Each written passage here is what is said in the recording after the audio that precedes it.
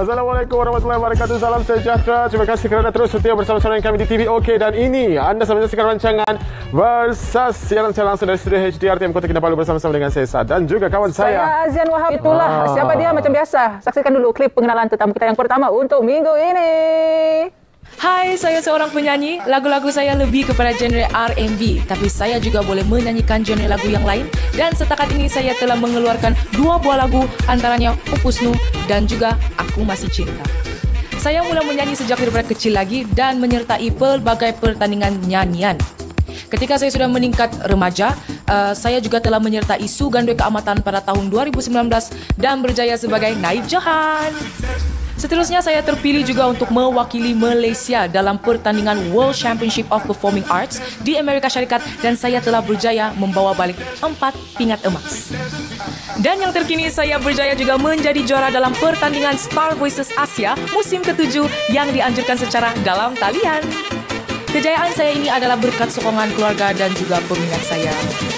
Okey, so bercakap tentang teknologi, bagi saya ia bergantung kepada setiap individu bagaimana sebenarnya mereka menggunakan teknologi dalam kehidupan seharian mereka. Seperti saya menggunakan teknologi untuk menunjukkan bakat nyanyian saya, contohnya melalui YouTube channel, Instagram dan juga TikTok. Ia bukanlah sesuatu yang membuang masa, tetapi ia sangat bagus untuk mempromosikan bakat yang ada kepada orang ramai. Kita mau panggil dia. Ini dia kita tampilkan. Agun Tabit. Halo. Berjanji. Merah-merah hari ini. Okey, kita saksikan pengenalan tetamu kita yang kedua untuk minggu ini, Tuan. Saya seorang penyiar seni. Dalam bidang nyanyian, saya merupakan seorang komposer, penulis lirik dan saya ada beberapa buah lagu. Antaranya ialah lagu duet Pejuang Cinta dan lagu solo saya, Hologosonoku. Dalam bidang lakonan pula, saya juga telah membintangi beberapa buah filem, antaranya arahan John Paul Lee. Berlakon menuntut saya fokus, berdisiplin dan saya boleh bermain dengan bermacam-macam emosi. Biasalah, pelakon kan. Selain itu, saya juga seorang yang suka akan keindahan sesuatu lokasi, terutama negeri kita, Sabah. Bila saya pergi ke lokasi-lokasi menarik, saya suka membuat vlog dan memuat naik ke YouTube channel saya. Untuk mengekalkan stamina dan kesihatan tubuh badan, saya selalu pergi ke gym. Saya juga suka aktiviti lasak seperti berbasikal. Bercakap tentang berurusan dalam talian atau bersemuka, saya memilih berurusan secara bersemuka kerana mesej senang difahami melalui apa yang kita ucapkan. Malah, mesej kita difahami dengan cara bagaimana kita ucapkan. Kita boleh bertanya apa sahaja kemuskilan pada waktu itu juga. Jadi kita... So, ini dia AJ dan TV. Bila kau di mana-mana Azian, kalau kau jumpa orang begini berjalan, inilah AJ. Inilah dia. Dia punya mas, dia tahu sudah. Oh, ini si AJ ni. AJ memang selalu tampil dengan tengkolok dengan rantai itu. Ya, daripada dulu memang saya sukakan dengan aktif saya punya attire lah. Sebab inilah macam mana orang kenal saya, AJ. Betul, fashion terkini kan. Okey, saya kita mau tanya jugalah kan, sebab kalau kita tengok pengenalan AJ tadi, dia menyanyi, buat lagu, berlakon, dia ada YouTube. Lepas tu dia ada tugas hakiki sebagai seorang anggota polis. Macam mana tu mau kasih bagi-bagi masa tu? Sebahagian daripada aktiviti luar juga adalah pemarkahan kami dalam kerja. So, yang membawa markah juga lah kan. Macam saya rendah lagi sampai sekolah menengah, sampailah sekarang. So, cara saya bagikan masa, fokus apa yang kita buat dan fahami apa yang kita perlu sampaikan. Orang yang suka dengan aktiviti macam pergi gym, banyak aktiviti kesihatan segala. Jadi aktiviti berbasikal. Jadi mungkin ada nasihat untuk penonton-penonton versus yang suka berbasikal. Dan keselamatan harus diutamakan dulu lah. Pastikanlah nanti tidak pasal-pasal pula kan ada kereta dari belakang. Betul.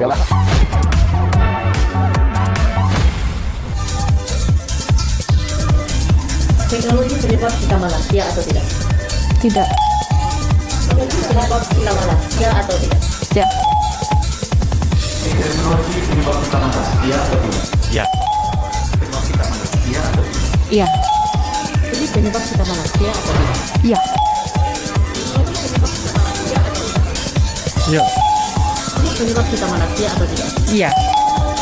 Teknologi penyebab kita malas, ya atau tidak? Tidak.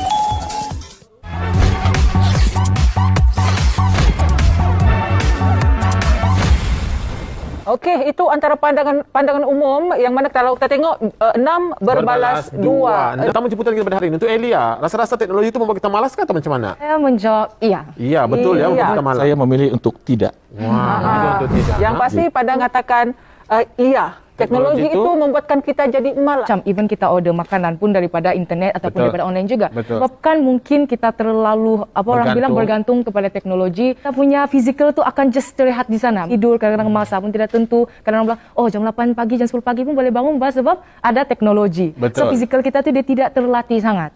Okey, untuk AJ pula. Kenapa AJ bilang teknologi ini tidak langsung memberikan maksud yang kita ni malas?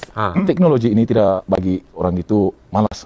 Cuma memudahkan. Jadi, macam contoh, kalau kita di rumah, kita mau basuh baju, apa semua kan, instead of kita mau basuh baju pakai tangan, putar saja tekan. Tapi kita kena belajar tuh, begitu. Maksudnya kena rajin untuk belajar pula kan? Iya, betul apa yang dikatakan oleh AJ. Memudahkan kerja, lepas tu menjimatkan kos dan sebagainya. Itu antara kelebihan teknologi. Kenapa kita mau susahkan diri? Kita ada yang automatik. Kenapa mau pilih manual? Begitu. Tapi ada setuju sih kita apa yang setuju. Maksud saya, sebab kenapa kita bilang malas macam saya cakap tadi, bila kita terlalu bergantung dengan teknologi, kita tu tidak macam contoh lah. Okey, selalu orang sapu rumah. Macam saya di rumah saya memang tidak pakai vacuum, penyapu. For me, it's good for our physical lah. Jadi mungkin badan saya malas, saya just bergantung dengan teknologi sajalah. Macam itu. Walaupun dia dikategorikan sebagai satu teknologi yang memudahkan, apabila memudahkan, kita pun mesti kena belajar juga. Dia tidak juga lah orang bilang terlalu hingga buat malas. Cuma perlu kena belajar macam mana cara-cara dia. Nanti salah pula, kita basuh baju tapi masuk nasi.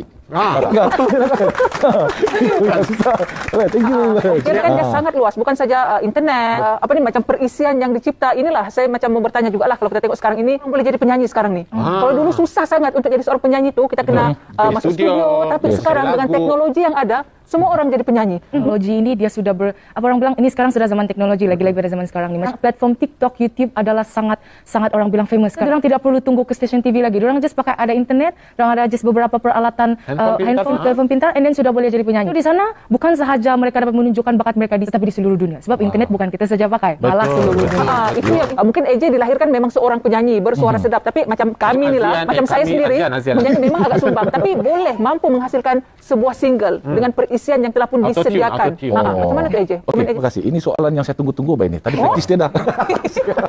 Ini soalan kejutan. Kejutan. Pandai. Zaman saya dulu, zaman kaset, zaman CD lah. Orang bilang, kalau kita mau rakam sebuah album ataupun single, kena cari produser, kena cari studio. Lepas tu kena buat demo tu. Masa dulu kan ada radio, rakam sajalah pakai radio itu. Tekan recorder, mainkan. Sanalah zaman dulu. Kalau sekarang ini mudah sudah, tekan saja aplikasi dia semua masuk itu campur, sudah jadi artis. Itu baru cerita pasal lagu, belum cerita pasal video klip kan. Betul. Kan sekarang telefon-telefon pintar sekarang pun boleh kita ambil, untuk jadi video, and then kita dan edit seperti biasa. Because kadang-kadang saya pun buat macam tu juga. Macam yang kecanggihan edit suntingan video ni, kita nak payah lagi pergi depan Gunung Kinabalu. Kita lebar siap green screen. Kepada teknologi, tapi itu juga penyumbang kepada kemalasan kita untuk pergi di sana. Yang malas, dia jimat masa sebenarnya. Dia terpaksa kita berlaku. Betul ya. Tapi kita tidak merasa suasana yang macam di studio. Macam dulu kan, kita kena datang di studio. Dia ada green screen. Kita semua kena datang di sana. Okey, kau dapat semua, and then kamu betul-betul pergi di luar, face to face. Kita terus bersama-sama dengan idea-idea benar daripada dua orang tetamu kita ni, Azia. Dan sebelum kita saksikan tinjauan umum, sekalian juga Instagram tv.rtm Sabah. Campin sudah ada orang baru tunjuk begini. Macam Bulis sudah lepas ni. Boleh sudah ganti kami tu nanti. Boleh sudah ini. Kita pada hari ini, Azian, berurusan dalam talian ataupun bersemuka. Mana pilihan anda? Saksikan. Saya memilih yang bersemuka lah. Kenapa bersemuka? Sebab jelas. Jika saya tidak paham, saya dapat keterangan lah kenapa saya memilih bersemuka. Saya pilih bersemuka kerana kita dapat berkomunikasi dengan lebih jelas dan baik. Bersemuka lah, sebab kalau sekarang ni banyak kes mau tipu-tipu kalau pasal membeli-beli yang dalam online ni susah sikit sebab banyak kes kena tipu. Kalau dalam pembelian barang, kita boleh melihat barang tersebut sama kita boleh rasa dan kita boleh pilih berbagai jenis barangan menurut pandangan kita. Saya lebih suka secara talian sebab ia menjimatkan masa, kurangkan pergerakan. Berurusan dalam talian kerana mengelakkan daripada penularan COVID-19 dan juga menjimatkan masa.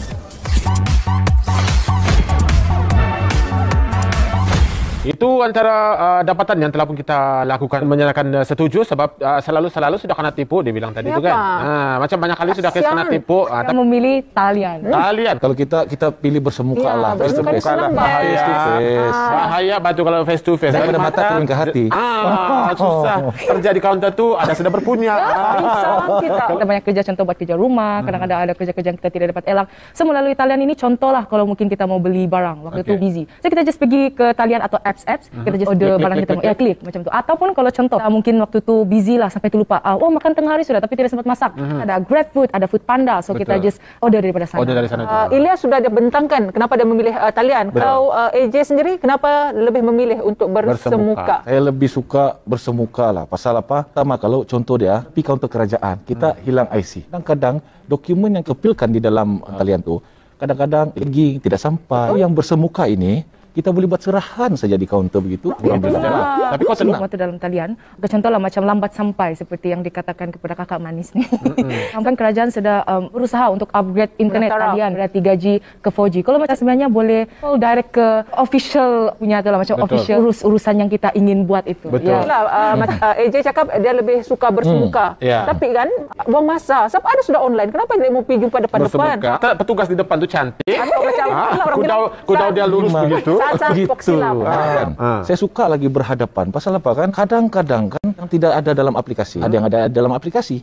Itu yang menyukarkan kita mau buat urusan. Kita mau buat pembelian ke apakah ada satu apps ni kan? Kita buat pembelian. Contohlah, saya L. Sampai di sini rupa-rupanya L sampai. Jadi yang bila kita pakai jadi kecil, tidak muat dan sebagainya. Itu bukan salah orang. Dia salah tengok tu. Itu L size berat budak.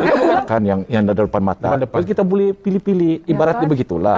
Oh ini size saya. Tapi talian begitu juga. Kita boleh request untuk tengok dia apa orang bilang more on close. Sebab selalu saya pun beli dari talian karena akan chat terus ke seller. Tapi risiko dalam talian ni juga risiko kena tipu.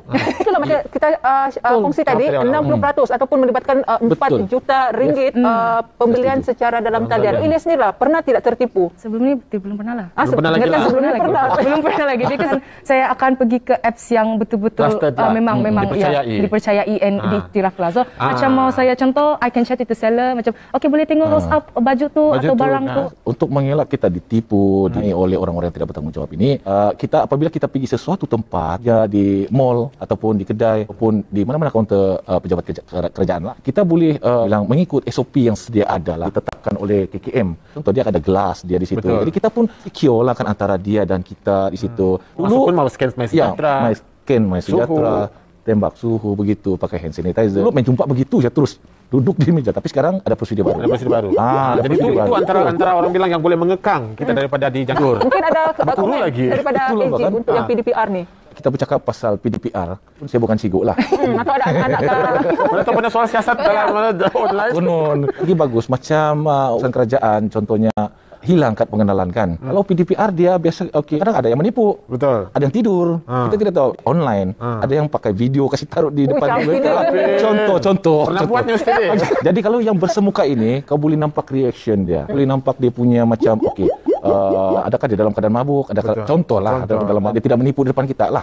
Bicu menipu di depan kita nampak. Betul juga lah, ibaratnya guru-guru yang mengajar di sekolah tu Azan. Kadang-kadang untuk orang juga lah, bila di sekolah ni kalau ada student dia mengantuk, dia akan melakukan dengan aktiviti aktiviti menyegarkan kembali pelajar-pelajar. Tapi kalau sudah PDPR susah sedikit. Itulah, kan. Kesian cikgu kita ilmu dan apa segalanya. Tapi itulah murid tu dah campin. Okey, apapun sekali lagi kita ucapkan terima kasih kepada semua yang telah pun menyaksikan rancangan Versus sampailah ke saat ini Azian. Minta maaf lah kalau ada nita Allah. Oh tidaklah, okey. Keluar lagi bahasa itu mengolot. Eje, ucapanmu dulu Eje. Kepada RTM, terima kasih kerana mengundang kami berdua Elia untuk berada di sini di dalam Versus. Dan kepada semua peminat-peminat setia AJ Fizi di luar sana, nantikan saya akan rilis single album saya pada bulan ini. Jangan lupa subscribe YouTube channel. Jangan lupa subscribe YouTube channel. Kita cari, kita tambahlah di YouTube channel tu bukan ini saja kan, dia ada travelog. Dia ada travelog. Paling jauh kau pernah jalan di mana? Paling jauh lah kan, Pitas. Oh di kawasan Pantai Timur lagi lah. Nanti kita atur, kita pergi Sempurna. Ya kan? Sempurna kaya dengan Kau sedia duit saja. Oh, kami jadi pemandu pelancong. Kau sedia duit saja. Boleh, tidak masalah. Terus DJ Saad dengan Asia. Okey, Elia, silakan ucapannya. Okay, so pertama saya ingin mengucapkan terima kasih juga kepada RTM kerana menjemput saya dan juga AJ kali ini untuk versus, dan juga kepada penyokong saya, kawan-kawan saya, dan juga peminat teruskan menyokong saya di dalam industri muzik, dan jangan lupa untuk terus subscribe ke YouTube channel dan juga TikTok. Main-main TikTok kita, berduet kita di sana. Kita pakai nama apa di YouTube? YouTube cari apa? Elia Guntabit. Kami mau follow TikTok. Tapi kita nampak TikTok tadi. Elia Guntabit juga. Sama juga. Supaya senang. Betul. Tapi lah Elia ni adik-beradik yang penyanyi semua kan? Iya, betul. Ada video penyanyi bapa kan sama-sama? Ada di YouTube. Ada di YouTube. Nanti kita cari. Jangan lupa kawan-kawan cari. Kita tambah lagi lah tontonan.